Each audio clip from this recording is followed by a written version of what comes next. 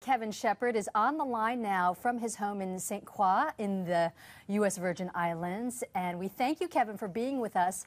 Sounds like and looks like it was a fabulous adventure there. You played 3 seasons in Iran. What would you say surprised you the most about living and playing there?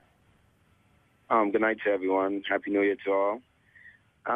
One of the biggest surprises that I got playing in Iran was just being around the people. The atmosphere, it was like nothing I heard on the news.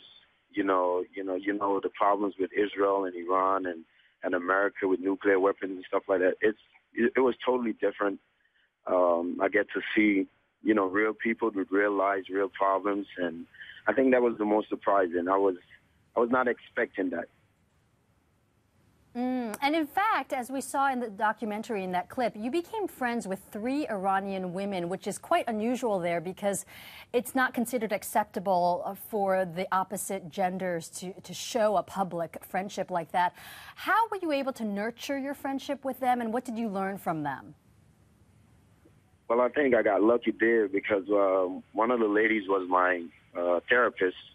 And, she was able to treat my injuries when I was playing for the team. And I was just searching for somebody who spoke English. I got lucky because she spoke a little bit of English, but her best friends, they spoke better English, and that's how we built a friendship. After that, it was, they started showing me the culture of Iran, the lifestyles. I even got in depth with how they were living, how their problems were, how one woman is half of a man, and I got to see their pain, and they let me inside of it, and it's not as bad as it is as far as being with the girls in Iran. You can't do it in closed doors, going to rooms and hotels and stuff like that, but openly you can go to say a coffee shop. You can go to the mall, you can go out to eat, and that's what we did, and nobody had a problem with that. We were just seeing some photos of the protest during the 2009 election there in Iran and some of the women there protesting. You were there during that time. How frightening was it for you? And also, how did you see this time period affect your friends there? Well, I must admit, that was the first time that I was actually pretty scared because, I'm very interested in the situation happened with my team. We were staying right on one of the streets that they protest. And as far as your eye can see, on one side you had the military police, which is like Hezbollah. And then on the other side you saw like maybe close to 500,000 people ready to protest. And they were just screaming and chanting. And I promise we was driving through that same road. And if somebody would have probably, throw a bottle at the other side, I don't even know what would have happened. I mean, for the first time, I was actually scared. I was like, whoa. I mean, this thing right here is serious. I mean, this thing here could blow up any minute. And, that's when reality really hits me. Because, as an athlete, you don't really get into politics as much, and you don't really pay too much attention about what else is going on around you because all you do is just go play basketball and do your job.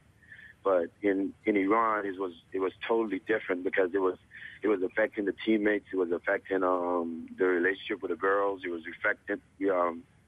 affecting how we play, and you could just see it on the faces of my players and my coaches. So it was visible. Well, the filming has been finished, and I know the filmmakers are still trying to raise money for post-production, and the goal is to get this documentary out sometime this year. Now, if everything goes as planned and this documentary is released to the public, what is the message that you want the documentary to send out? First of all, I would like to say that Till and his wife, Sarah, I can't say enough about them. They're not rich.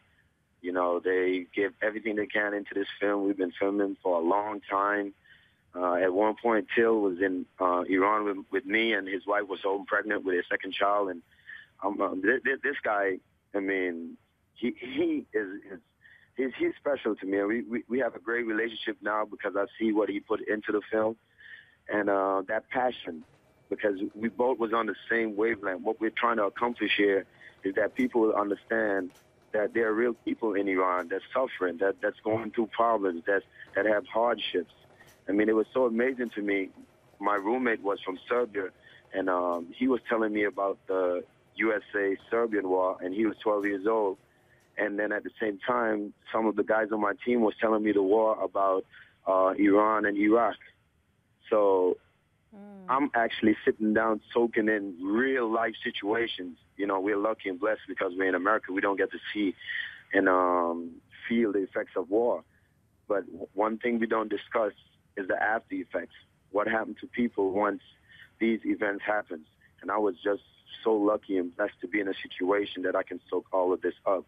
And, you know, what I'm hoping that everybody will see from this film is how people interact and react, and you can see real pain, and it's not just all about basketball. And really, it's not so much about the government either. There's no scarring with the American government or the Iranian government. It's nothing like that. You know, politics is something I really try to stay away from.